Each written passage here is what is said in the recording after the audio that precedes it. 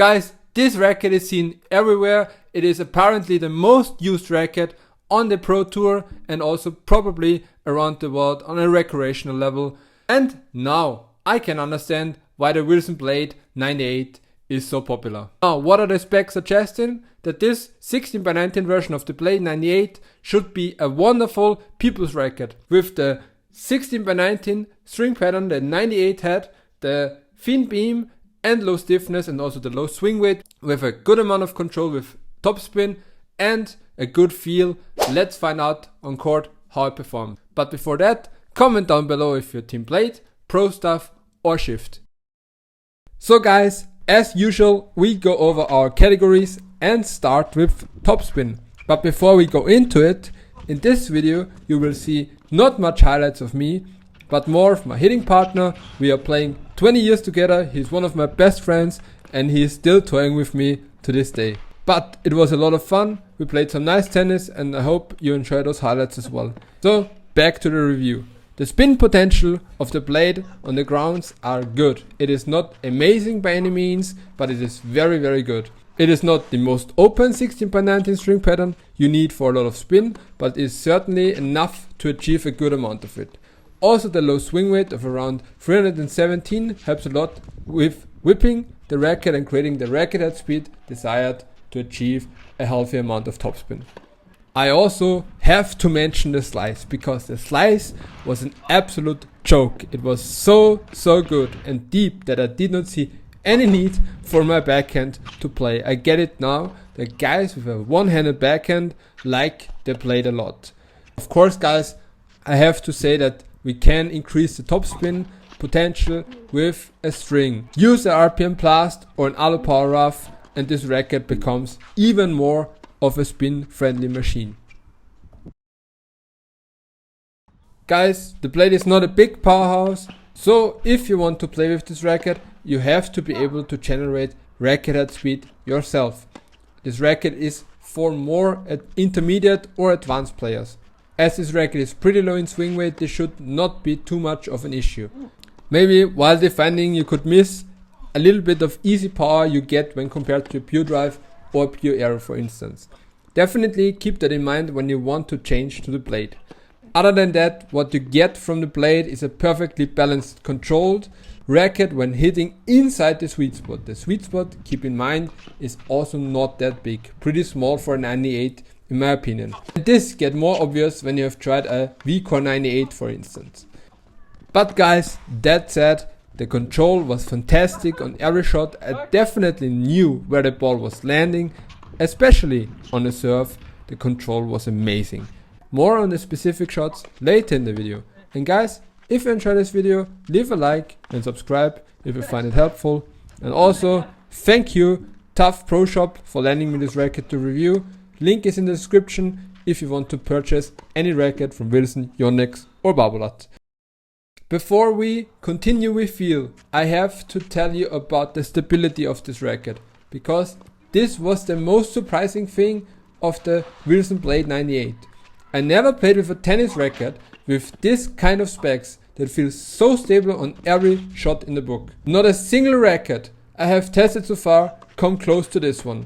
Not a Yonex V-Core 98, not a Pure Aero 98, review in the making by the way, or any other racket in that category of with a 98 head size, 305 gram, a low swing weight like this and a 16x19 string pattern that was so stable than the Blade 98. I'm curious if the 18x20 is even more stable than the 16x19. On the serve it was the most amazing racket I have played in this category. Wilson claimed that this is their 45 technology, which allows the racket to bend to the modern game more, and in combination with the direct connect technology, which fuses the butt cap directly to the carbon fiber portion of the handle. This should increase the racket stability as well. So in other words, the racket is solid like a rock. Now we feel it was a bit of a bummer in the beginning, because for context I always use a dampener and I really don't like the sound when the racket hit the ball without a dampener. But with a dampener, this racket felt too muted. I really could not connect to the ball as I wanted to and locate where I hit the ball. It was just bothering me a lot. In the next session, I removed the dampener and it improved big time. It is still a bit muted, but the feeling sensation is so much better without it. Even though I still got annoyed by the sound, I played much better without the dampener. The feedback is so good now that every touch required shot felt amazing. When hitting outside the sweet spot, it is still a bit mushy, but overall the feeling of this racket was great.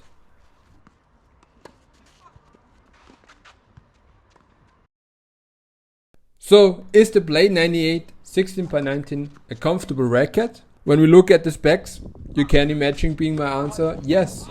And it is very comfortable, in my opinion. Maybe the most comfortable racket I have tested so far in the category the Blade is in.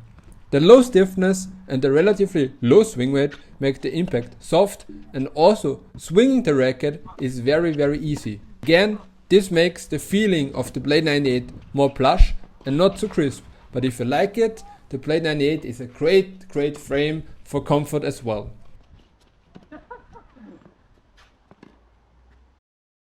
I already mentioned that I freaking enjoyed the serve with the Blade 98. I experienced that creating a lot of kick on the serve was a little harder to achieve than with my Gravity Pro, for instance. But maybe I'm still a little rusty after 4 weeks of Bali. The slice serve, on the other hand, was amazing, which can help me to keep my opponent guessing on the second serve. The most outstanding shot with the Blade, for sure, was the first serve. I mean, the stability and the control was amazing, and complement that with the balance, which helped me to pretty much go all out on the serve. It was just hitting bombs all over.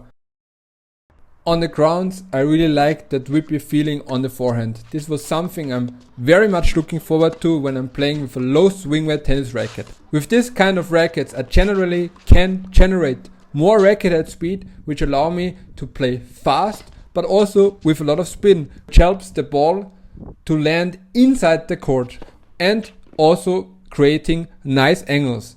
In combination with the stability of the blade, we had also a pretty good racket for defending too, as long as I could keep the ball deep inside the court. The backhand was okay. I'm still struggling with my backhand in the last couple of months, but that is because I'm not playing as much, and that is my main issue on my backhand side. The blade helped me on the backhand, but nothing too crazy here. It is not like my Gravity Pro, where I have a lot of confidence in the shot, so I can go down the line as well. So on this swing, I'm leaning more towards the slice, so I be sure that my ball lands inside the court. The return is also a shot I want to add here, because the return was of course pretty nice. The racket is stable on impact, dealing with fast coming returns, and very maneuverable to prepare the return early. So a great frame for returning as well.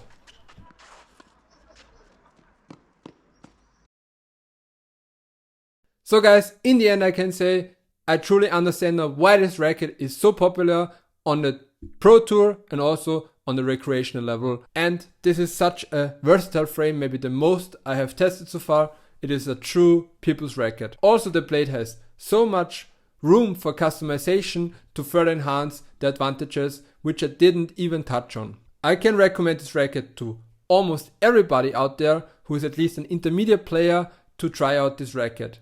Give it a try and let me know in the comments how you liked it. And if you have more time, check out this video next.